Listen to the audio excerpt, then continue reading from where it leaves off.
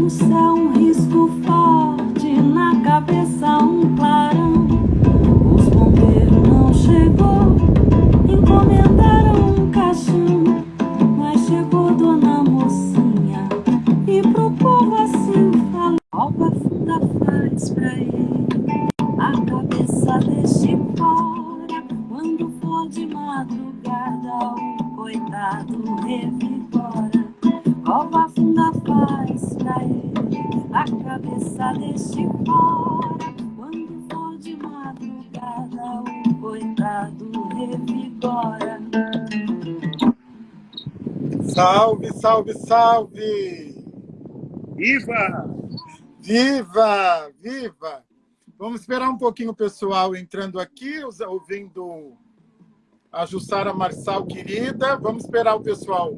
Vamos chegando, vamos chegando, vamos chegando. O convidado já está aqui. Lá no céu um risco forte, na cabeça um clarão.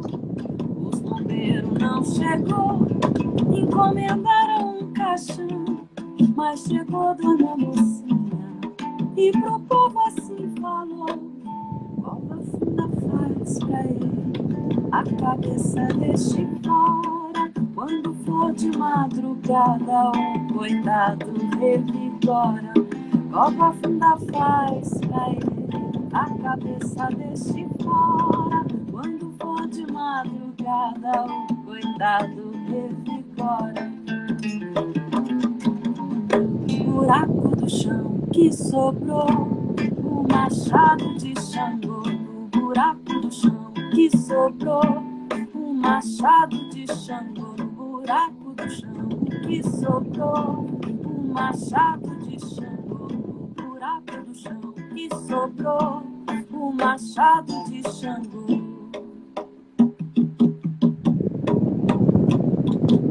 São João Batista Xangô, ele é dono do meu destino até o fim. São João Batista Xangô, ele é dono do meu destino até o fim. Se eu perder a fé no meu Senhor, ele rola a pedreira por cima de mim. Ele rola a pedreira por cima de mim. Ele rola a pedreira por cima de mim. São João Batista Xangô, ele é dono do meu destino até o fim. São João Batista Xangô, ele é dono do meu destino até o fim. Se eu perder a fé no meu Senhor, ele rola a pedreira, ele rola a pedreira, ele rola a pedreira por cima de mim. Ele rola a pedreira, ele rola a pedreira, ele rola a pedreira, ele rola a pedreira, ele rola a pedreira, ele rola a pedreira, ele rola a pedreira, ele rola a pedreira, ele rola a pedreira, ele rola a pedreira por cima de mim.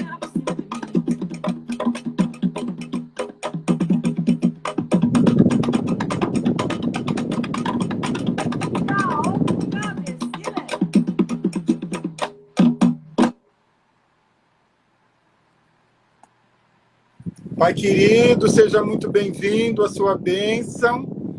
Então, estamos dando continuidade aos nossos 21 dias de lives com reexistências de terreiro. E hoje eu recebo aqui Pedro Inatobi Neto.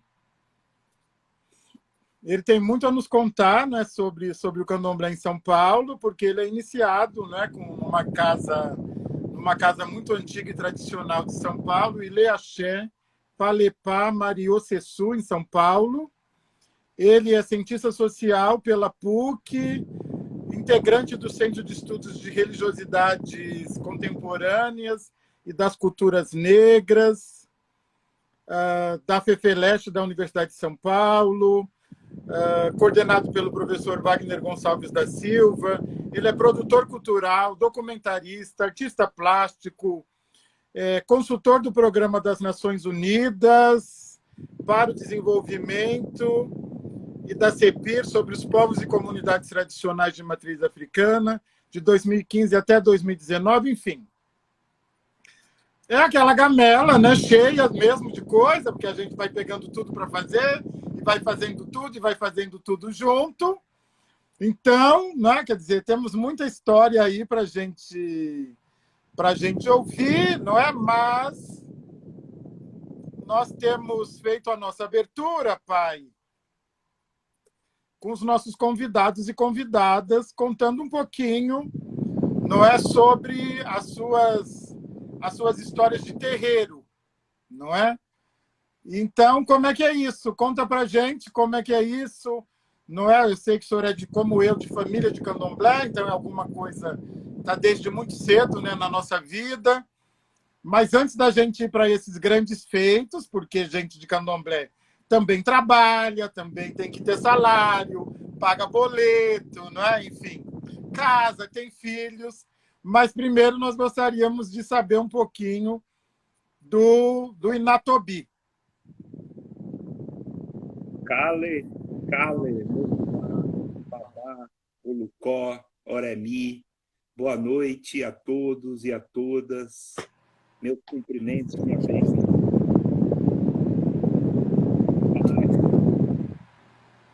Companheiro aí nessa jornada sobre as tradições de matriz africana nesse país, nesse mundo.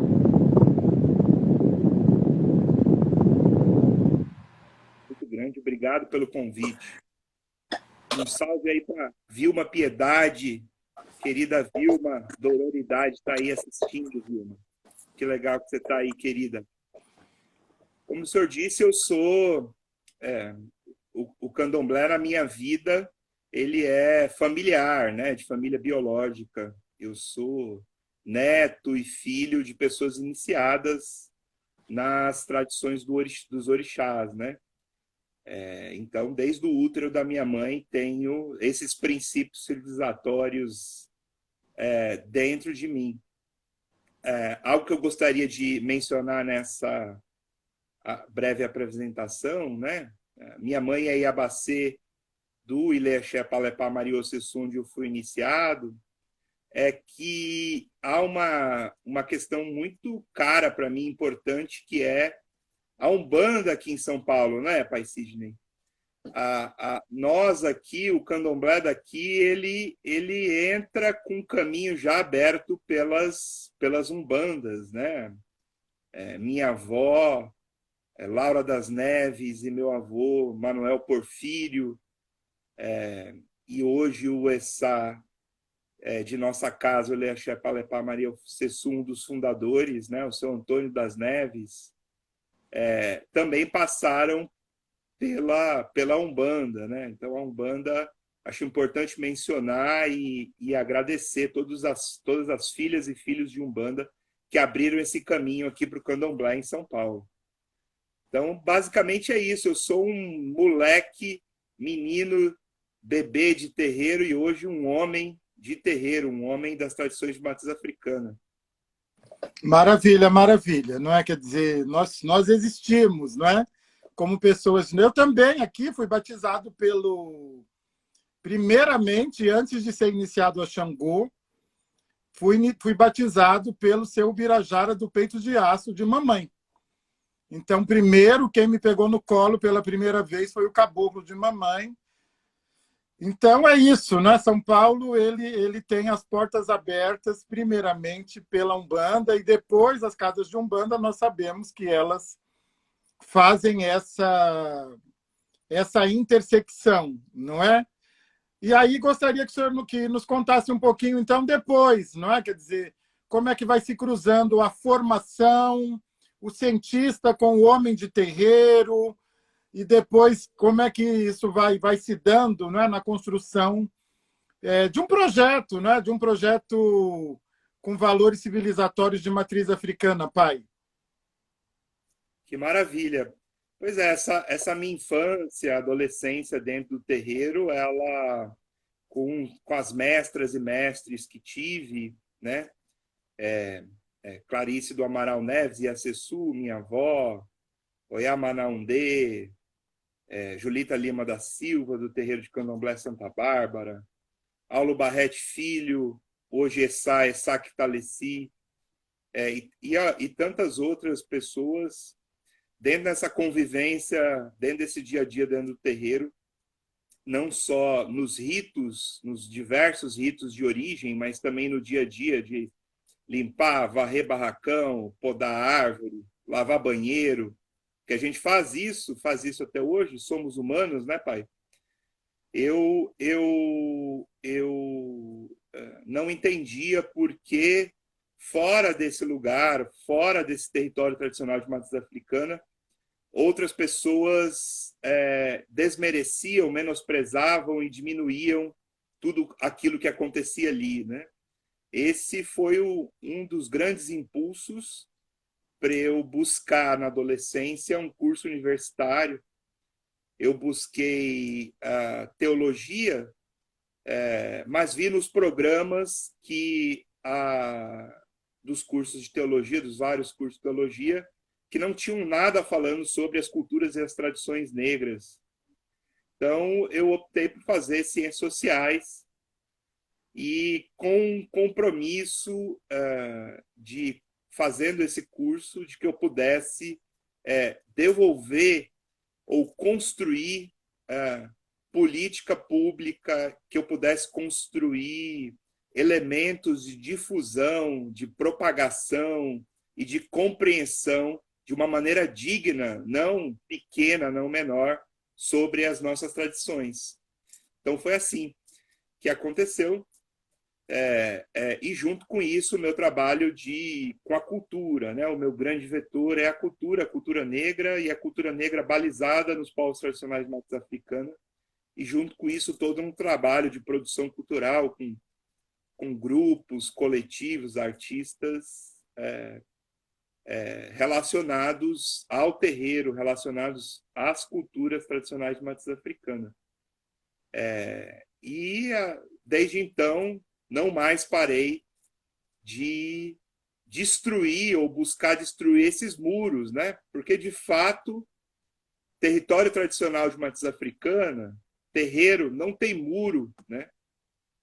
Nosso muro é aquilo que a gente não vê. Ele é gigantesco, né? Porque estamos interligados de maneira dialógica com todos esses espaços, né? Essa sociedade racista, misógina, precisa entender que tudo aquilo que a gente faz, todos esses ritos, com extrema complexidade, né? Balizados em memórias, em identidades negras, em fazeres, em tecnologias negras, são tão importantes quanto outros, né? O senhor, pai, o senhor tem né, quer dizer, uma longa jornada, não é, de trabalho, tem sido consultor, não é, de vários projetos, já foi consultor, tem sido consultor de vários projetos. O senhor é diretor da Etu Conquem Produções, da Agolonã Associação Cultural. O senhor recentemente, eu não sei se lançou ou se relançou, não é, livros para as crianças, de Iorubá para as crianças. Enfim, o senhor tem uma longa jornada, não é, de consultoria mesmo, né, fazendo um trabalho de consultor a projetos e iniciativas envolvendo esses territórios, não é, de matriz civilizatória, com matriz civilizatória africana. Então, já vou abusar e vou dar um salto, né? Vou dar um salto na nossa conversa. Quais são, pai, não é? Quer dizer, já há um bom tempo e para além da pandemia, quais têm sido, não é, para nós de terreiro, os grandes desafios a serem superados, não é? Quer dizer, que desafios que a gente não está conseguindo. Enfim, o senhor tem uma longa jornada em consultoria, não é? E quebrando esses obstáculos. Que desafios que têm se colocado de maneira mais resistente, e nós precisamos superar, romper, atravessar. Maravilha, pai. Eu acho que importante para falar um pouco sobre isso é dizer da minha opinião ou de algo que eu venho, e outras pessoas também, não só eu, a gente tem falado muito, que é sobre o racismo, né? Ou sobre o cerne do racismo, né? Acho importante referenciar o racismo, e aí eu sou de uma velha escola de estudo, né, que demorou e demora, mas venho aprendendo a adjetivar esse racismo, e essas adjetivações, elas são extremamente importantes, na minha opinião, porque elas vão recortando para públicos diferentes, para lugares diferentes, e vão trazendo o debate sobre a importância de falar sobre a existência do racismo no nosso país, né? Então, para a gente, o racismo, né, ele tem um cerne nessa negação de humanidade, de negras, negros e de nossas tradições, de nossas culturas, né? Então, para a gente, o cerne do racismo está nessa negação de humanidade, né? Que, no fundo, de uma maneira alargada, é negar cultura, né? E é negada constantemente, sem pausa e sem repouso algum, historicamente, né? Mesmo depois do processo de escravização de seres humanos, dos nossos antepassados, né? Nesse sentido, eu acho que os desafios estão e são balizados nessa ideia, né? Então, ou seja, o que podemos fazer para humanizar a nossa cultura? E vejam, aí quando eu estou falando de cultura, eu estou falando da cultura negra e estou falando de cultura como algo alargado, né? Não só a arte, a importante arte, não só o palco, não só as expressões artísticas, né? Mas nosso jeito de viver, de vestir, de lidar com o mundo, de se relacionar com as pessoas, né? Então, acho que o nosso maior desafio continua sendo, mesmo nessa pandemia, nos humanizar, né? Humanizar as nossas tradições, humanizar a cultura negra, né? Eu fico ainda, apesar de ter um público para isso, pai, bastante triste com o reducionismo ou os reducionismos pelos quais as nossas coisas, as nossas dinâmicas, tecnologias, os nossos deuses e deusas, os nossos princípios, eles são falados, discutidos e conversados por uma grande maioria da população, né? Ou pela população abrangente, e até inclusive por alguns dos nossos, né? Eu acho que o grande desafio está aí, está tirar essa ideia reducionista de religião, né? Retirar essa ideia não quer dizer tirar a religião. Não tem proposta alguma de acabar com a religião, de maneira alguma, né? A nossa relação com o sagrado é extremamente importante, fundamental, e é por ela, com ela e através dela que a gente está vivo. Mas trazer outros componentes para além dessa relação com o sagrado, né? Eu acho que o nosso grande desafio essa pandemia, né, que infelizmente assassina pelos nossos governantes mais de 3.000 pessoas nas últimas 24 horas, ela nos mostra que, para além do sagrado, para além da religião, nós temos uma série de outras tecnologias e princípios que podemos falar, abordar, conversar, estruturar, né? E o principal de tudo isso, elaborar, né?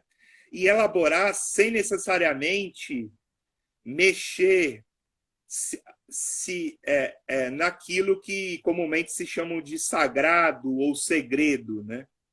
A gente pode fazer isso, o senhor é uma dessas pessoas, existem algumas outras, felizmente, que têm feito esse magnífico trabalho, né, de falar sobre esses outros aspectos sem se deitar sobre o sagrado, né, sobre o segredo dessas coisas todas. Porque é isso, né? Nós somos filhas e filhos de uma matriz negra, onde não há pecado, onde Xangô está dentro de mim. Eu sou Xangô.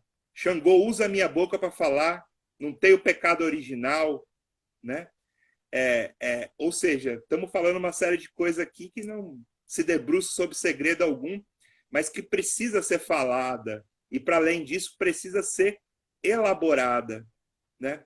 Eu acho que o nosso grande desafio hoje é esse, pai, por exemplo, algo que no nosso cotidiano dentro do território tradicional de matriz africana, dentro do terreiro, é aquele momento que a gente chega na comunidade, no Ebé, no terreiro, no Abaçá, no Ilê, e a gente fica descansando aquele tempinho antes de conversar com alguma pessoa, antes de cumprimentar os nossos mais velhos. Ó, isso é uma tecnologia, né? A gente toma nosso banho, isso é uma tecnologia, né? Uma tecnologia que responde essa pandemia, por exemplo, da Covid-19, né? A gente tem o nosso Abadié-Um, nosso Abadié-Umim, cada um tem o seu, né? Ou seja, a gente não vai trocar esses utensílios. Isso é uma outra tecnologia que responde a essas questões da pandemia, né? Então, acho que o nosso desafio nesse momento está aí, pai. Isso que a gente vem fazendo, que é iluminar, trazer luz para algo e para esses princípios além do dia da semana, né? Qual o dia da semana de tal orixá? Qual a cor? Né? Para além disso, eu não estou desmerecendo isso nem achando que isso é menor, de maneira alguma. Estou dizendo só que temos muito mais para além disso.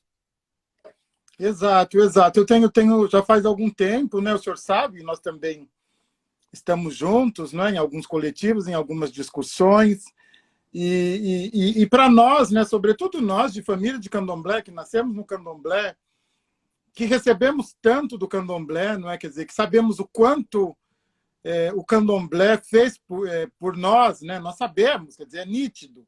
Nós sabemos o que o candomblé fez por nós, pelas nossas famílias, e sempre me inquietou muito o fato da gente estar com uma tecnologia mesmo, sabe? Uma tecnologia tão poderosa, e essa tecnologia, em alguma medida, perdendo a sua vitalidade. E me parece que ela perde a sua vitalidade quando ela começa a se interpretar a partir de uma lógica que não é dela. Então, quando você, sabe, como se fosse um interdito, mesmo uma quisila, um euó, tentar significar as coisas de terreiro, os saberes e pensares de terreiro, a partir de uma lógica que não lhe pertence, né? Quer dizer, isso automaticamente vai tirar a vitalidade originária do terreiro. Não é? Porque mesmo a nossa noção de terreiro, a nossa noção de segredo, perdão, para mim, a nossa noção de segredo é uma noção que está mais associada ao sensível e ao sentir do que ao falar. Ela está muito mais o segredo, não é? Quer dizer, está muito mais associado ao que se sente, ao que se vive, à percepção do que ao que se diz. E nós não podemos perder de vista, e já faz tempo que eu tenho pensado nisso, que também para nós de terreiro, para nós não, porque, enfim, a gente teve esse direito, não é, pai? Nós tivemos o direito a ser de terreiro 24 horas por dia, né? Então, tudo é muito natural para a gente.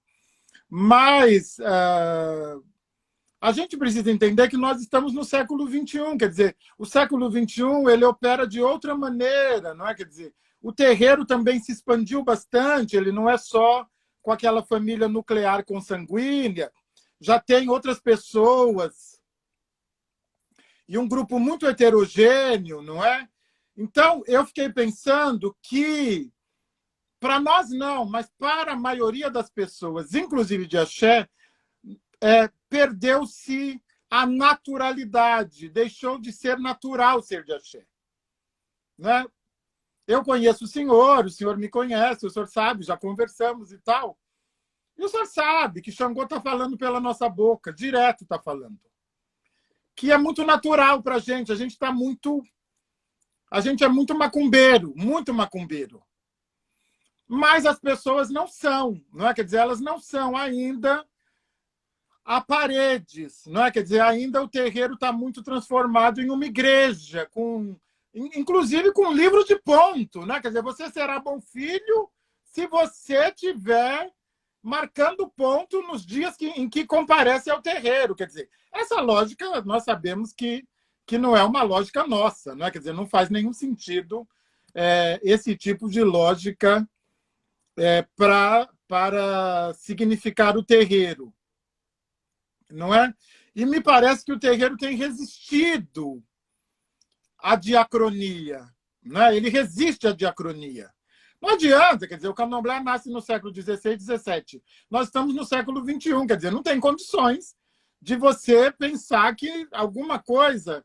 E já há pensadores, o senhor sabe disso, da religião, das outras religiões, que falam sobre isso. Olha, a religião ela precisa mudar para poder sobreviver, não é? Quer dizer, a tradição, seja o nome que quiser dar, tradição, religião, cultura, não é? Ela precisa acolher a diacronia. Faz sentido, pai, essa minha inquietação? Faz muito sentido. E aí, mais uma vez, pai, com muita dignidade, né? É uma inquietação que construiu, que balizou, na minha opinião, esse processo de africanização que ocorreu aqui em São Paulo, né? A gente pode, em outro momento, conversar sobre isso, né? Eu lhe vejo como um africanizador, né? Trazendo um componente que, naquele momento, dos anos 60, aqui em São Paulo, faltou, que é o debate racial. Para mim, o senhor dá um plus, porque o senhor, além dessas questões, dessas inquietações, traz o debate racial que naquele momento não tinha, e não tinha como ter pelas lideranças que ali estavam, com todo respeito a elas, né? Eu sou fruto dessa, e essas inquietações são frutos dessa africanização. Eu concordo plenamente com o senhor, pai. Eu acho que temos, e estamos fazendo isso, que destruir esses muros e retirar essas relações que não são nossas. Aquilo que a gente chama de candomblé, ele está e é universal. Ele é uma religião, uma cultura, uma tradição universal que está se universalizando, né? E por conta disso, o que acontece agora, que não é contrário ou que não está longe daquilo que a gente tem por tradição, né? Porque tradição não é algo que cheira naftalina, né?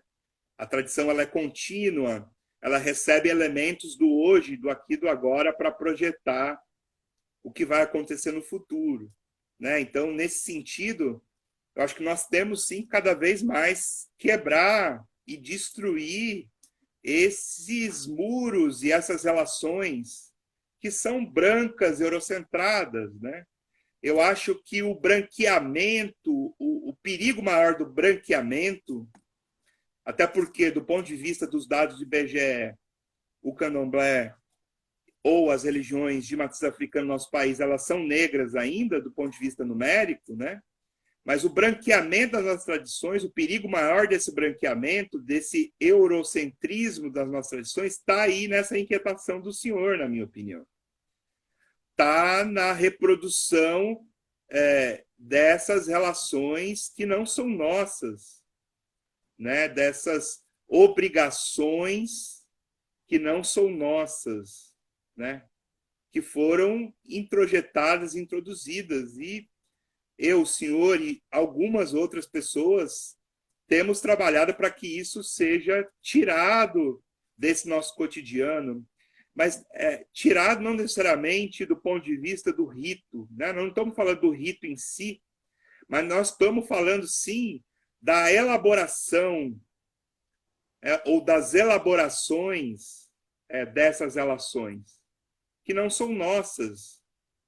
Não são nossas. Nós encontramos hoje ainda muito dos nossos que acreditam piamente no castigo eterno dos nossos deuses e deusas, né? Que acreditam que gozar numa relação sexual não é permitido, né? Só para trazer um exemplo, acreditam que beber algum tipo de bebida alcoólica é proibido, né?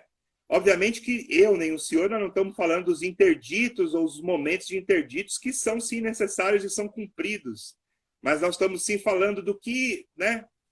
Do que alguém chamar alguém de terreiro de bêbado ou beberrão quer dizer. Nós estamos falando disso, nós estamos falando dessa relação. Não necessariamente se pode ou não beber, ou quando ou não se pode beber. Essas tradições são seguidas, né? Eu acho que a gente tem que exterminar essas relações, né? E a gente consegue fazer isso no cotidiano. A gente consegue fazer isso, na minha opinião, no nosso dia a dia, dentro do nosso terreiro, no nosso ebé, no nosso ilê, com aqueles que estão próximos da gente, né? Conversando de maneira dialógica sobre essas questões, né? Não necessariamente uma maneira sectária. Eu acho, e como nós somos filhos do Leopardo dos Olhos de Fogo, e temos aqui mais uma filha dileta dele, Cidinha da Silva, obrigado, Cidinha, por estar aí conosco, a gente é radical, eu não vejo problema nenhum no radicalismo, pai. Eu vejo problema no sectarismo. Mas eu acho que a gente pode, cada vez mais, destruir um tijolinho desse muro que foi construído, que separa o terreiro disso que a gente pode chamar de maneira alargada, que é a cultura negra, que é a nossa cultura de matriz africana, que não possui, que não tem essas relações. Maravilha, estou aqui, você vê que eu estou quietinho, né? Que eu fico... Não, porque por incrível que pareça, não é? Quer dizer, embora nos encontremos bastante, não é? A gente está sempre em meio a uma fala coletiva, né? Estamos sempre em meio a uma fala coletiva, não é? E essa escuta, não é? Quer dizer, engraçado que a gente está tendo essa conversa agora, conversa entre dois. Nós estamos tendo agora, não é? Quer dizer, a gente sempre se fala, a gente sempre conversa, mas depois veio a quarentena, não é? Enfim, e acabou estabelecendo uma quebra, não é? Nas nossas articulações, em alguma medida, a gente acabou tomando outras frentes, né? Lógico que rogamos que a Terra se acalme e logo a gente possa caminhar sobre ela novamente, enfim, e estaremos juntos e abraçados. Mas eu fico bastante, sabe, porque o senhor sabe, não é, pai? Às vezes a gente se sente um pouco sozinho, né? Parece que você é o transgressor, que só você está remando contra a maré. Está todo mundo, né, no mesmo sentido, é uma percepção só, não é real. E parece que só você que é transgressor, que é revolucionário, você começa, mas será que eu estou, né? Será que eu estou pensando, né, devidamente, alguma coisa do tipo? Mas aí depois, né, você se apega com Xangô, fala, não, é isso mesmo, né? É isso, é Xangô. Xangô é isso, não é? Essa é a natureza de Xangô, nós sabemos quem é nosso pai. E eu queria já aproveitar nessa conversa que o senhor nos dissesse um pouco, não é? Quer dizer, o que é ser Xangô, quem é Xangô, o quanto o senhor é Xangô. Eu tenho dito, eu desenvolvi uma teoria maluca que... porque eu sou essa pessoa que nós não temos o orixá que somos, nós temos o orixá do qual precisamos. Então, na minha cabeça, eu sou Xangô justamente para não ser um mentiroso, um estelionatário, um corrupto, um criminoso, um injusto. Então, na minha cabeça, eu fui premiado ou agraciado com Xangô para justamente, né, barrar uma natureza anti-Xangô. E deu certo. Aparentemente, acho que deu certo. Eu acho que deu certo. Então, queria ouvir do senhor também, né? Quer dizer, o que é ser Xangô, né? O quanto, né? Desde da iniciação, o senhor vem se transformando em Xangô por meio de... Eu não falei tudo aqui, né? Por meio de inúmeros projetos e atividades, e não se negando a fazer nada em nome de uma luta justa pela equidade e na defesa das tradições de terreiro. Pai, fala para nós um pouquinho aí. Organicamente, sem nada muito planejado. Isso é lindo pai, não é maluquice não, porque eu concordo contigo. Então somos dois malucos aqui, né? Somos dois malucos. Xangô de Iodopa, Obá Tipajé, Lerim Obacossô, Ninho Sinicossô, Afonjá Balecossô, Olubambi Ocoiá, Manã, Dag Belrum, Onigbo, Gibo, Obi, Opa, Osatá, Apadjá Igberim. Xangô, ele vira o pilão e ele mata. Ele mata a sangue frio.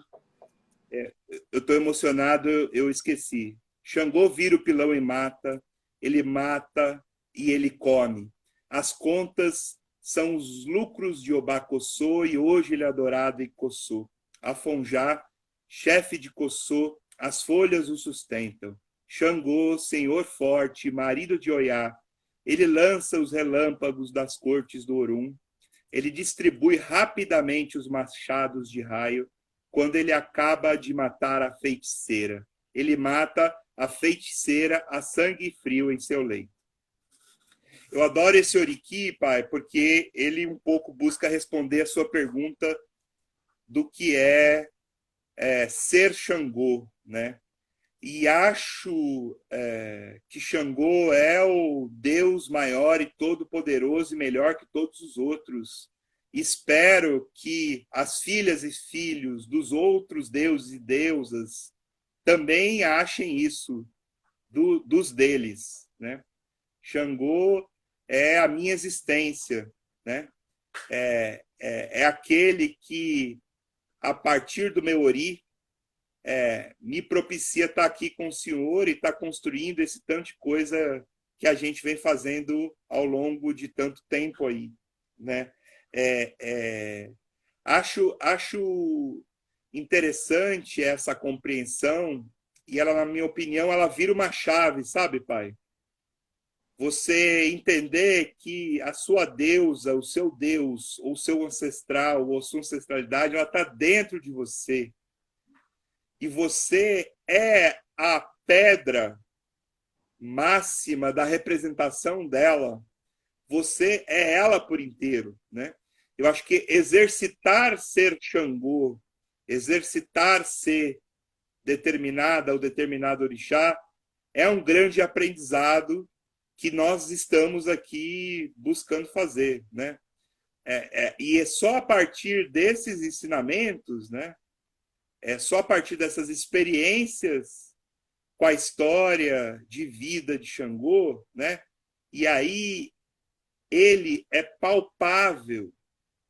O racismo, o tráfico de seres humanos escravizados, o navio negreiro, e essa falácia de que perdemos tudo dentro desse navio e que perdemos tudo dando a volta na porta do esquecimento. É uma grande mentira, é uma grande falácia, é um absurdo. Nós não perdemos. Xangô está aqui, tem 2 Xangô aqui falando com vocês, assim como tem tantas outras deusas e deuses aí nos assistindo. Nós temos que exercitar essa nossa divindade, né? Agora, isso pode ser enxergado por alguns como algo superior, acima, né? Mas isso não faz parte da nossa tradição, né? Xangô e eu temos uma dialógica, uma respeitabilidade, uma relação de troca mútua, né? Onde não há um maior e não há um menor, né? Essa ideia de superior, ela não é nossa, não está entre nós, né?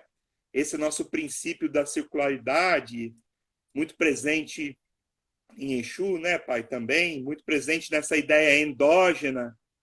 É isso que quer dizer quando a gente diz que eu sou Xangô. Eu não estou querendo ser maior que ele, não estou querendo mandar nele. Ao contrário, eu estou querendo dizer que ele é tão importante, tão magnífico, tão fundamental, que ele sou eu, né? Que ele sou eu. É isso, pai. É isso que eu penso, né? Quer dizer, assim como o senhor, né? Nunca me agradou muito aquela ideia de, né? Eu sou de. E eu penso que nessa construção da frase eu sou Xangô, eu sou Oxum, eu sou Inhansã, me parece que nesse momento eu assumo uma ética, não é? E um compromisso. Porque eu só posso ser Xangô a partir da justiça, a partir da ética, a partir da verdade, porque nós sabemos, não é, que ele derruba a casa do malfeitor, não é, que ele quebra uma pessoa no meio, né, jogando-a sobre o pilão. Então, quando nós dizemos, não é, eu sou Xangô, quer dizer, imediatamente eu estou fortalecendo um compromisso com a verdade, com a ética, com a justiça, com a luta pela igualdade, não é? Quer dizer, isso, em alguma medida, tem um efeito contrário ao efeito da banalização. Não é? Quer dizer, porque, ora, ser Oxum, quer dizer, olha o tamanho dessa construção. Eu sou Oxum. Não é? Eu sou Obaluayê. Olha o tamanho dessa frase, não é? Então, eu estou muito interessado na vitalidade da cultura de terreiro, na vitalidade mesmo, na força da cultura de terreiro. As pessoas de terreiro precisam assumir a vitalidade. O terreiro não é há muita vitalidade, o terreiro é a própria vitalidade, não é? Quer dizer, os orixás, os voduns, os inquices, os encantados, não é? Os espíritos encantados são pura vitalidade, não é? Quer dizer, e eu estou tão feliz com essa conversa, tão feliz, o senhor não faz ideia. Acho que foi Exu que mandou, Exu que mandou. E estou tão feliz com essa conversa porque, não é? Quer dizer, parece que a gente está recebendo, né? Está recebendo ar mesmo, né? Está recebendo ar, né? Quer dizer, e aí a gente se sente menos sozinho, falar que bom, né? Que bom que Xangô no meu irmão também pensa como Xangô em mim, que nós dois somos Xangô, que Xangô que está nele está em mim, né? Quer dizer, é disso que se trata, é disso que se trata. Eu gostaria agora de dar outro salto. E eu gostaria de falar um pouquinho sobre as empreitadas do senhor, pai. Eu queria falar sobre duas empreitadas e divulgar aqui, não é? Porque fica aqui no meu IGTV, depois vai para o meu canal. Então, eu queria falar de duas empreitadas, mas o senhor pode ficar à vontade para falar sobre o que quiser, não é? Uma empreitada, que é o livro de Yorubá para as crianças. E vamos aproveitar, porque é fundamental.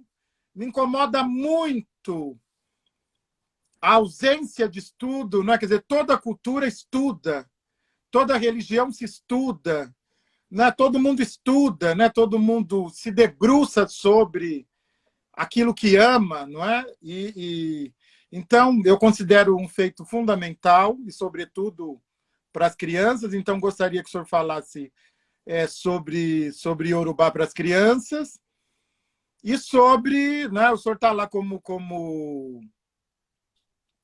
ajudando na edição, na consultoria, também do canal Africanamente. Eu gostaria que o senhor falasse para nós, principalmente, sobre essas duas iniciativas. Por favor, pai. Que maravilha, pai. Tamo junto.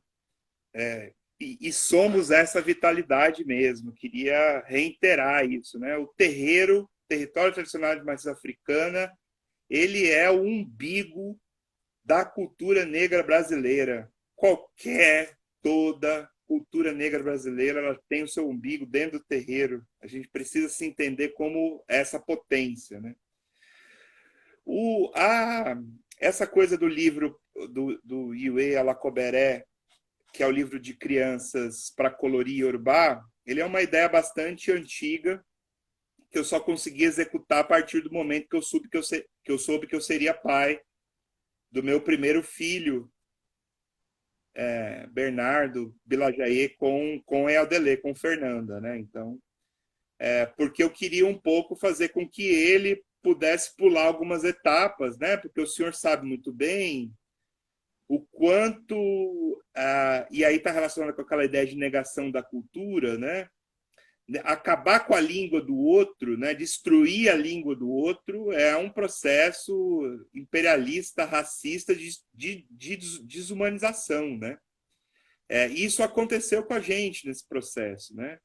Inclusive dizendo que tudo isso se perdeu, né? Mais uma vez, é uma grande mentira. O Yorubá, no nosso caso, está aí vivo, tem regras ortográficas, tem revisões ortográficas, é uma língua falante e falada no mundo como muitas outras, né? Ele não se perdeu, né? E aí, como fazer isso para crianças, né? Então, a gente construiu esse livreto, que já são dois, a gente está terminando o terceiro. É uma parceria minha com outro professor, amigo, alguém que eu amo de paixão, chamado Paulo César Pereira de Oliveira, babá Paulo Fatidei Famoroti, lá do Centro Cultural Urumbilá de Ribeirão Preto, em que a gente buscou trazer elementos da língua Yorubá, então é em Yorubá e português, com ilustrações. E a gente buscou fazer com que, nesse livreto de colorir, que as pessoas pudessem colorir, né? Porque não é um livro só para criança, é um livro para as famílias, para o pai, para a mãe, para a avó, para a tia, para todo mundo fazer junto. A gente não menciona e não aprofunda nenhum tipo de questão estritamente relacionada ao sagrado, à religião, né? Então, é um livro que, para alguém que não é da nossa tradição, ele vai encontrar e vai aprender princípios nossos sem nenhuma obrigatoriedade de ser da nossa tradição, né? E a gente já está no segundo. Eu fiquei muito feliz de poder fazer e de continuar uma série. Estamos terminando agora o terceiro livreto, né? O pensar africanamente, acho que eu não esqueci nada, né? E aí, mais uma vez, essa coisa da língua e do livreto, pai, essa coisa lá da africanização, né? Lá daqueles cursos, desculpa, daqueles cursos da USP, da FUNACUT, do meu avô, né? Dessa coisa do estudo da língua, né? Hoje em dia, por exemplo, com essa pandemia, temos algumas professoras e professores muito hábeis aí nas redes sociais, dando cursos, né? Eu indico a todas e todos, né? Mesmo se o seu iniciador, pai de santo, diga que você não pode fazer, faça escondido dele. Vá fazer curso, vá aprender sobre a língua, né? Vai aprender sobre as palavras, sobre as composições. Isso é extremamente importante para a gente entender as nossas tradições e a nossa identidade negra, né?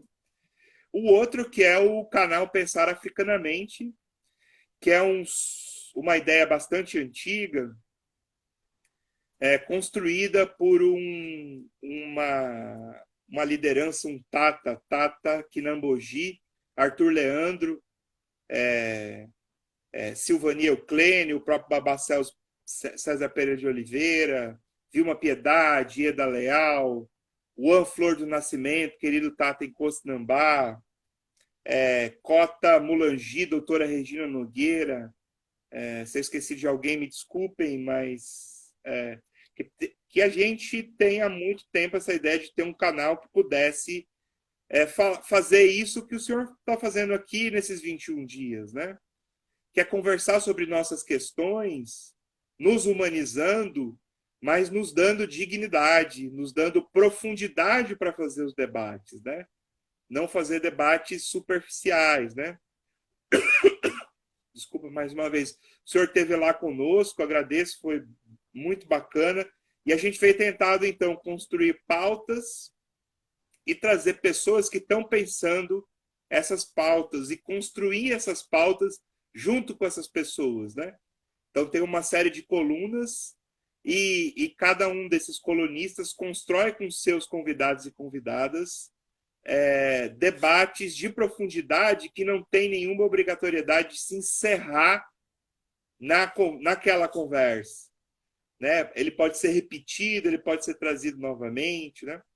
E fica tudo isso gravado no canal Pensar Africanamente no YouTube, de acesso público a todas e a todos. Maravilha. Estive aqui, nós estivemos aqui com a mãe Flávia Pinto, da Casa do Perdão, lá no Rio de Janeiro. E ela levantou bem essa questão, não é? Quer dizer, alguma coisa que a gente já vem fazendo, não é? Eu, o senhor e tantos outros já temos feito, não é? Que é entender a necessidade de ocupar a rede. Nós precisamos ocupar a rede, né? Quer dizer, a gente nós não temos um canal de televisão, não é? Enfim, muito embora seja concessão pública, mas nós sabemos que isso depende de questões políticas, não é? Enfim, e de poder e tal. Mas nós precisamos, não é? Quer dizer, esses projetos na minha cabeça são verdadeiras intervenções, não é? Quer dizer, são movimentos de luta, não é? Nós precisamos ocupar a rede, né? É o canal Pensar Africanamente.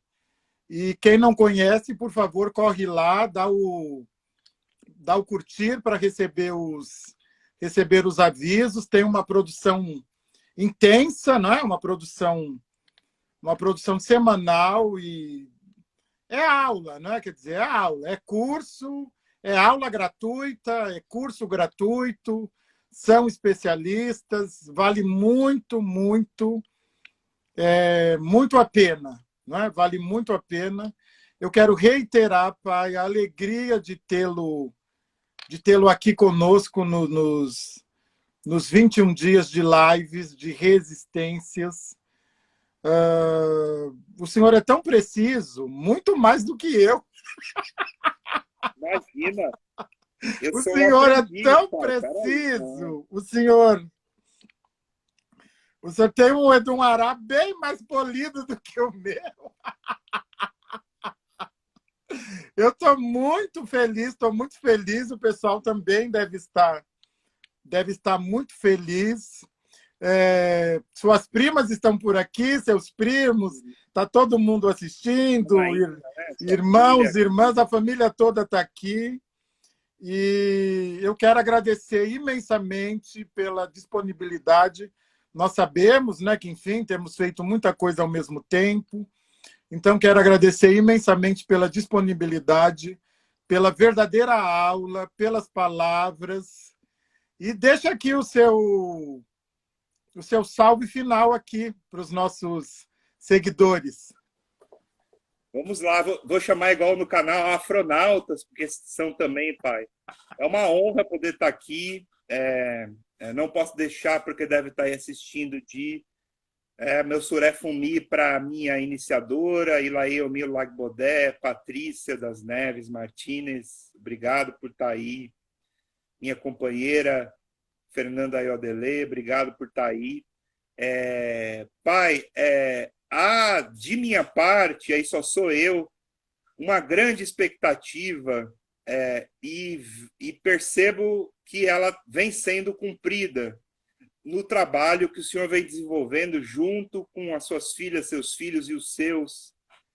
É uma honra gigantesca poder estar aqui trocando essa ideia, poder estar aprendendo junto, e eu estou inteiramente à disposição, porque essa causa e o trabalho que o senhor vem desenvolvendo é também uma causa minha, e a gente se junta e vamos se juntar, vamos se lambuzar nessa gamela de Amalá, vamos se acabar nessa gamela de Amalá, Pai.